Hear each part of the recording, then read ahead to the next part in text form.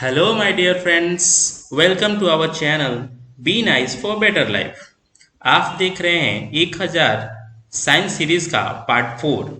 Last के video में हमने देखा था साइंस सीरीज का पार्ट 3। तो चलिए इधर उधर की बात ना करते हुए हम अपने महत्वपूर्ण समय को अति महत्वपूर्ण प्रश्नों को देखने और याद करने में लगाते हैं। और हाँ दोस्तों, आपने अभी तक चैनल को सब्सक्राइब नहीं किया है तो प्लीज़ प्लीज़ आप चैनल को जरूर सब्सक्राइब कर लें। तो चलिए देखते हैं आज का हमारा पहला प्रश्न क्या कहता है। हमारा पहला प्रश्न कहता है, किसने न्यूटन से पूर्व ही बता दिया कि सभी वस्तुएं पृथ्वी की ओर गुरुत्वाकर्षित होती हैं। किसने न्यूटन से पूर्व ही बता दिया था कि सभी वस्तुएं पृथ्वी की ओर गुरुत्वाकर्षित होती हैं? उत्तर होगा आर्यभट्ट ने। उत्तर होगा आर्यभट्ट ने। अगला प्रश्न है, जेट इंजन किस सिद्धांत पर कार्य करता है? जेट इंजन किस सिद्धांत पर कार्य करता है? उत्तर होगा रैखिक संवेग संरक्षण के सिद्धांत पर। रैखिक संवेग संरक्षण के सिद्धांत पर। अगला प्रश्न है, साइकिल चालक को प्रारंभ में अधिक बल क्यों लगाना पड़ता है? साइकिल चालक को प्रारंभ में अधिक बल क्यों लगाना पड़ता है? उत्तर होगा चालक जड़त्व पर विजय पाने के लिए अधिक बल लगाता है। इसमें जो है चालक जड़त्व पर ज्यादा जड़त्व लगे इसके लिए अधिक बल लगाता है। अगला प्रश्न है, जीव विज्ञान शब्द का प्रयोग सर्वप्रथम किसने किया था? जीव विज्ञान शब्द का प्रयोग सर्वप्रथम किसने किया था? उत्तर होगा लैमार्क एम ट्रेविरेनस ने। लैमार्क एम ट्रेविरेनस ने। अगला प्रश्न है, वनस्पति विज्ञान के जनक कौन है? वनस्पति विज्ञान के जनक कौन है? उत्तर होगा थियोफ्रेस्टस। थियोफ्रेस्टस। हमारा अगला प्रश्न है, चिकित्सा शास्त्र का जनक किसे माना जाता है? चिकित्सा शास्त्र का जनक किसे माना जाता है? उत्तर होगा हिप्पोक्रेटस को। उत्तर होगा हिप्पोक्रेटस को। अगला प्रश्न है, पुष्पों के अध्ययन को क्या कहा जाता है? पुष्पों के अध्ययन को मतलब कि फ्लावर्स के अध्ययन को क्या कहा जाता है? उत्तर होगा एंथोलॉजी। उत्तर होगा एंथोलॉजी। अगला प्रश्न है, वन अनुसंधान संस्थान कहाँ स्थित है? वन अनुसंधान संस्थान कहाँ स्थित है? इसका उत्तर होगा देहरादून में। अगला प्रश्न है, भारतीय वनस्पतिक सर्वेक्षण का मुख्यालय कहाँ स्थित है? भारतीय वनस्पतिक सर्वेक्षण का मुख्यालय कोलकाता में स्थित है। उत्तर होगा कोलकाता। अगला प्रश्न है, किसे वर्गीकी का पितामह कहा जाता है? फादर ऑफ टैक्सोनॉमी किसे कहा जाता है? उत्तर होगा कार्ल वॉन लिनियस को।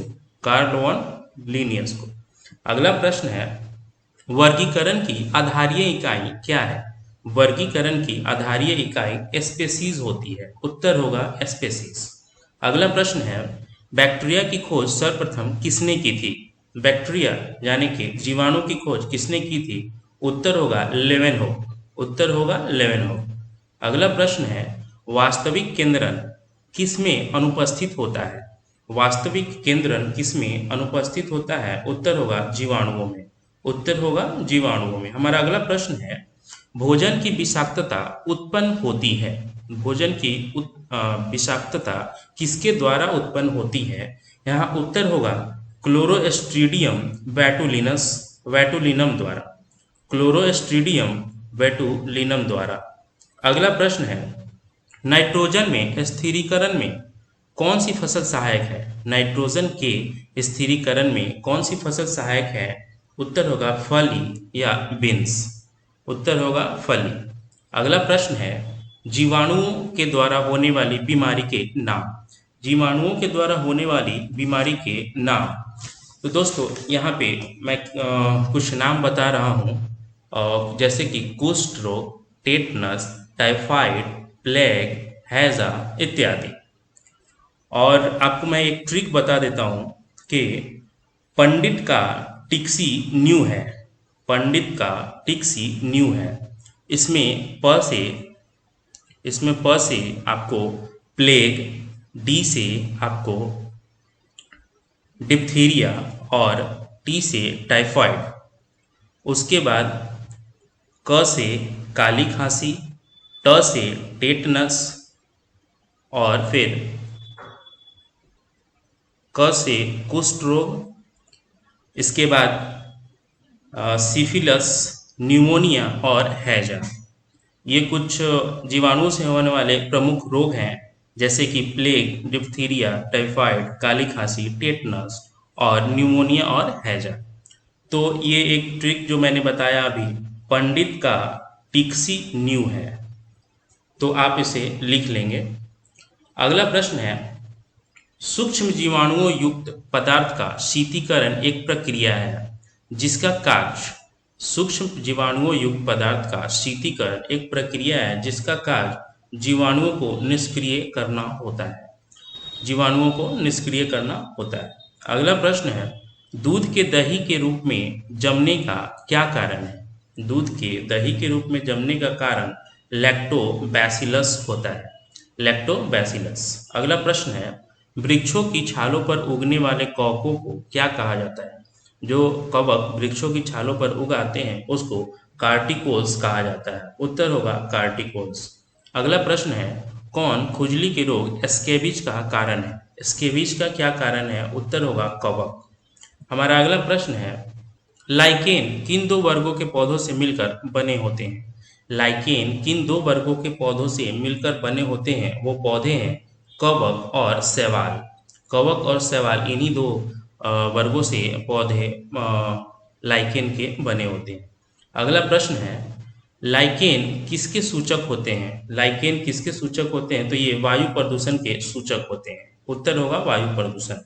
अगला प्रश्न है, जड़ के स्थान पर मूलाभास किसमें पाया जाता है? जड़ के स्थान पर राइजोइड किसमें पाया जाता है? तो ब्रायोफाइट्स में। उत्तर होगा ब्रायोफाइट्स। अगला प्रश्न है, सबसे अधिक क्रोमोसोम किसमें पाए जाते हैं? सबसे अधिक क्रोमोसोम टेरिफाइट्स में पाए जाते हैं। सबसे अधिक क्रोमोसोम टेरिडोफाइट्स में पाए जाते हैं। अगला प्रश्न है, दो जीवित जीवाश्म के नाम बताएं। दो जीवित जीवाश्म के नाम, इसमें एक होगा साइकस और दूसरा होगा जिंकागो। ये दो जीवित जीवाश्म हैं। अगला प्रश्न है, श्वसन मूल किन पौधों में पाई जाती है? श्वसन मूल किन पौधों में पाई जाती है? तो ये जूसियस में पाई जाती है। अगला प्रश्न है, साबूदाना किससे प्राप्त होता है? साबूदाना किससे प्राप्त होता है? तो ये साइकस से प्राप्त होता है। उत्तर होगा साइकस। अगला प्रश्न है, विद्युत प्रेस का आविष्कार किसने किया था? विद्युत प्रेस का आविष्कार हेनरी सीले ने किया था। उत्तर होगा हेनरी सीले। हमारा अगला प्रश्न है, ऐसे तत्व जिसमें धातु और अधातु दोनों गुण पाए जाते हैं वे क्या कहलाते हैं? उत्तर होगा उपधातु। ऐसे तत्व जिसमें धातु और अधातु दोनों गुण पाए जाते हैं वे उपधातु कहलाते हैं। अगला प्रश्न है, जड़ें किस भाग से विकसित होती हैं? जड़ें जो है किस भाग से विकसित होती है? तो ये मूलांकुर यानी कि रेडिकल्स से। इसका उत्तर होगा मूलांकुर रेडिकल्स। अगला प्रश्न है, गाजर एक प्रकार से क्या है? गाजर जो है सो जड़ होता है। गाजर जो है सो क्लासिफाइड इसको जड़ में किया जाता है। अगला प्रश्न है, हल्दी के पौधे का खाने योग्य हिस्सा कौन सा होता है? हल्दी के पौधे का खाने योग्य हिस्सा प्रकंद जिसे राइजोम कहते हैं। प्रकंद जिसे राइजोम कहते हैं। उत्तर होगा प्याज किसका परिवर्तित रूप है? प्याज किसका परिवर्तित रूप है? उत्तर होगा तने का। तने का परिवर्तित रूप प्याज होता है। अगला प्रश्न है, घरों में विद्युत की पूर्ति या घरों में विद्युत की आपूर्ति 220 वोल्ट पर की जाती है। 220 वोल्ट प्रदर्शित करता है, क्या प्रदर्शित करता है? उत्तर होगा औसत वोल्टेज प्रदर्शित करता है। 220 वोल्ट औसत वोल्टेज प्रदर्शित करता है। अगला प्रश्न है, परमाणु के नाभिक में क्या होते हैं? परमाणु के नाभिक में होते हैं प्रोटॉन और न्यूट्रॉन। प्रोटॉन और न्यूट्रॉन परमाणु के नाभिक में होते हैं। अगला प्रश्न है, एम्पियर किसका मात्रक है? एम्पियर किसका मात्रक है? तो ये विद्युत धारा का मात्रक होता है, विद्युत धारा। अगला प्रश्न है, शरीर संरचना के किस वर्गीकरण में लॉबस्टर संबंध होता है? शरीर संरचना एनाटॉमी के किस वर्गीकरण में लॉबस्टर संबंधित होता है? उत्तर होगा क्रस्टेशियंस। क्रस्टेशियंस। अगला प्रश्न है, कौन से पौधों में नाइट्रोजन स्थायीकरण की क्षमता होती है? कौन से पौधों में नाइट्रोजन स्थायीकरण की क्षमता होती है? उत्तर होगा चना और अन्य दलहन पौधों में नाइट्रोजन स्थायीकरण की क्षमता होती है। अगला प्रश्न है, विद्युत परिपथ में फ्यूज का क्या कार्य होता है? विद्युत परिपथ में फ्यूज क्यों लगाया जाता है या इसका क्या कार्य होता है? उत्तर होगा विद्युत परिपथ की रक्षा करने हेतु, विद्युत परिपथ की रक्षा करने के लिए। अगला प्रश्न है, प्रस्रव्य तरंगे मनुष्य के द्वारा क्या होता है? जैसे कि यहाँ पे प्रश्न है, प्रस्रव तरंगे मनुष्य के द्वारा नहीं सुनी जा सकती हैं। जो प्रस्रव तरंगे है वो मनुष्य के द्वारा नहीं सुनी जा सकती हैं। अगला प्रश्न है, भू स्थिर उपग्रह का आवर्तकाल कितना होता है? भू स्थिर उपग्रह का आवर्तकाल 24 घंटा होता है। उत्तर होगा 24 घंटे। अगला प्रश्न है, प्रस्रव तरंगों की आवृत्ति कितनी होती है? प्रस्रव तरंगों की आवृत्ति 20,000 हर्ट्ज से अधिक होती है। ये 20,000 से हर्ट्ज से अधिक जो भी तरंग होती हैं उसको मनुष्य नहीं सुन सकता है। वो तरंगे प्रस्रव तरंगों की कैटेगरी में आती है। आवृत्ति की इकाई क्या होती है? आवृत्ति की इकाई हर्ट्ज होती है। जो प्रस्रव तरंगे हैं उनकी इकाई हर्ट्ज में नापी जाती है। अगला प्रश्न है, दाब बढ़ने पर जल के क्वथनांक पे क्या असर पड़ता है?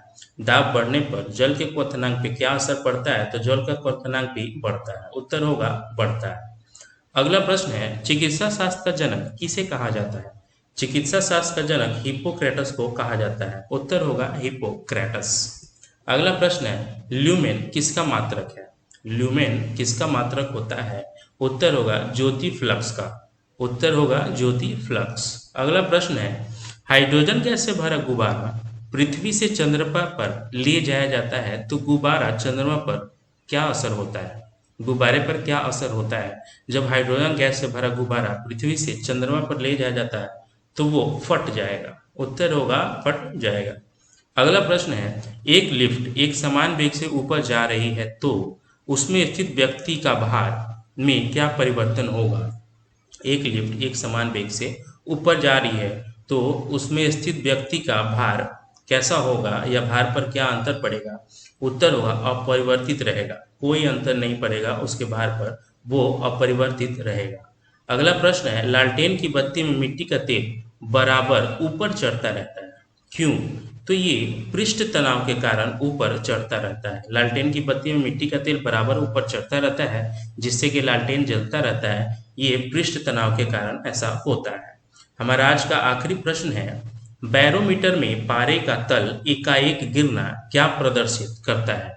बैरोमीटर में पारे का एकाएक नीचे गिर जाना या प्रदर्शन करना, ये क्या प्रदर्शित करता है? उत्तर होगा तूफान का। इसका मतलब होता है कि तूफान आने वाला है, इसको प्रदर्शित करता है। तो दोस्तों, ये रहा आज का हमारा साइंस का प्रश्न। आप प्लीज़ बताएं कमेंट्स में ये आपको कैसा लगा, हमारे प्रश्न सारे कैसे थे। और वीडियो को देखने के लिए बहुत बहुत धन्यवाद। Thank you for watching.